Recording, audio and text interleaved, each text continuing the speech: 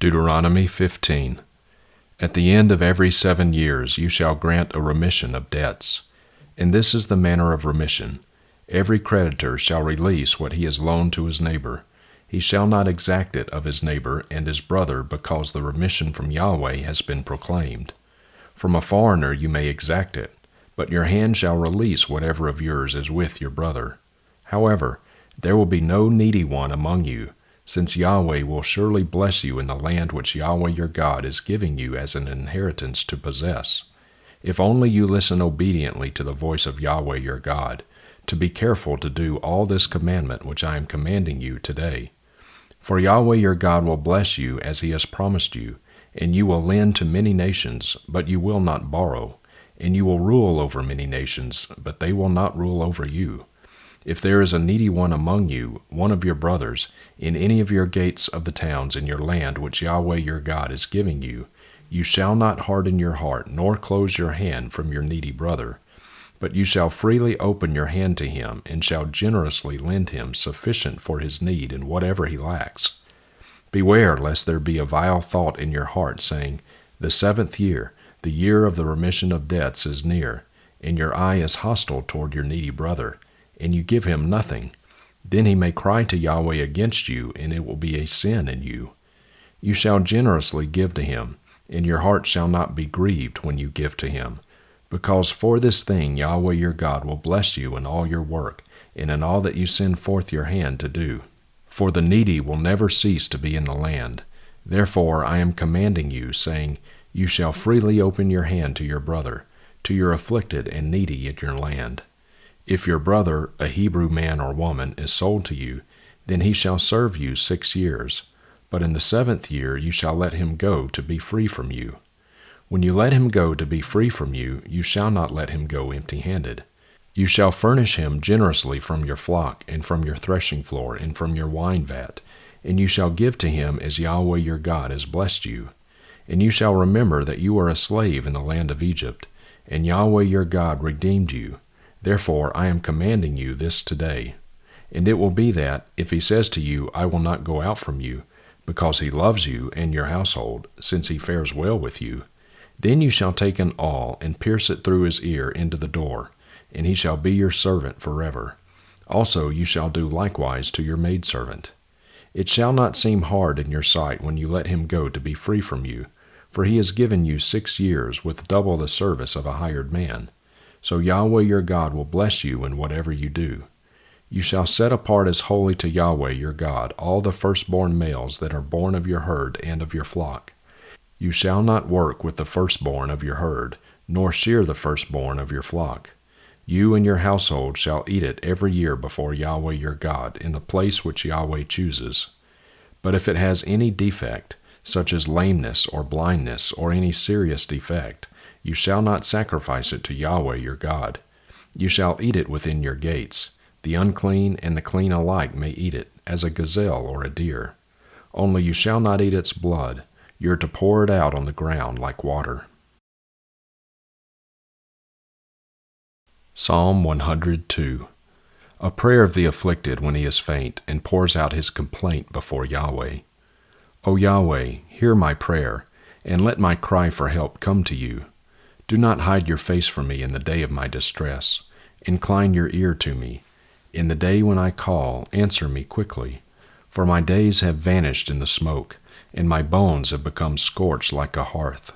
My heart has been stricken like grass, and it has dried up. Indeed, I forget to eat my bread. Because of the sound of my groaning, my bones cling to my flesh. I resemble a pelican of the wilderness. I have become like an owl of the waste places. I lie awake.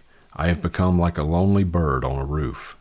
My enemies have reproached me all day long. Those who ridicule me swear against me. For I have eaten ashes like bread, and mixed my drinks with weeping, because of your indignation and your wrath, for you have lifted me up and cast me away. My days are like an outstretched shadow, and as for me, I dry up like grass. But you, O Yahweh, abide forever, and the remembrance of your name from generation to generation. You will arise and have compassion on Zion, for it is time to be gracious to it, for the appointed time has come. For your slaves find pleasure in its stones and show grace to its dust. So the nations will fear the name of Yahweh, and all the kings of the earth your glory. For Yahweh has built up Zion. He has appeared in his glory. He has turned toward the prayer of the destitute and has not despised their prayer. This will be written for the generation to come, and a people yet to be created will praise Yah. For he looked down from his holy height. From heaven Yahweh gazed upon the earth, to hear the groaning of the prisoner, to set free those who were doomed to death, to recount the name of Yahweh in Zion, and his praise in Jerusalem, when the peoples are gathered together and the kingdoms to serve Yahweh. He has afflicted my strength in the way. He has shortened my days. I say, O my God, do not take me away in the midst of my days. Your years are from generation to all generations. Of old you founded the earth, and the heavens are the work of your hands. Even they will perish, but you will remain, and all of them will wear out like a garment. Like clothing you will change them, and they will be changed. But you are the same, and your years will not come to an end. The children of your slaves will dwell securely, and their seed will be established before you. Isaiah 42. Behold, my servant whom I uphold, my chosen one in whom my soul is well pleased. I have put my spirit upon him. He will bring forth justice to the nations. He will not cry out or raise his voice, nor make his voice heard in the street. A crushed reed he will not break, and a faintly burning wick he will not extinguish. He will bring forth justice and truth. He will not be faint or crushed, until he has established justice in the earth, and the coastlands will wait expectantly for his law. Thus says the God, Yahweh, who created the heavens and stretched them out, who spread out the earth and its offspring, who gives breath to the people on it, and spirit to those who walk in it. I am Yahweh. I have called you in righteousness. I will also take hold of you by the hand and guard you, and I will give you as a covenant to the people, as a light to the nations, to open blind eyes, to bring out prisoners from the dungeon, and those who inhabit darkness from the prison. I am Yahweh, that is my name. I will not give my glory to another, nor my praise to graven images. Behold, the former things have come to pass. Now I declare new things. Before they spring forth, I cause you to hear them. Sing to Yahweh a new song. Sing his praise from the end of the earth. You who go down to the sea, as well as its fullness, you coastlands and those who inhabit them. Let the wilderness and its cities lift up their voices, the villages where Kedar inhabits. Let the inhabitants of Selah sing aloud. Let them shout for joy from the tops of the mountains. Let them give glory to Yahweh, and declare his praise in the coastlands. Yahweh will go forth like a warrior. He will awaken his zeal like a man of war. He will make a loud shout. Indeed, he will raise a war cry. He will prevail against his enemies. I have kept silent for a long time. I have kept still and restrained myself. Now, like a woman in labor, I will groan. I will both gasp and pant. I will lay waste the mountains and hills and dry up all their vegetation. I will make the rivers into coastlands and dry up the pools of water. I will lead the blind by a way they do not know. In paths they do not know, I will guide them. I will make darkness into light before them, and rugged places into plains. These are the things I will do, and I will not forsake them. They will be turned back and be utterly put to shame, who trust in graven images, who say to molten images, You are our gods. Hear, you deaf, and look, you blind, that you may see.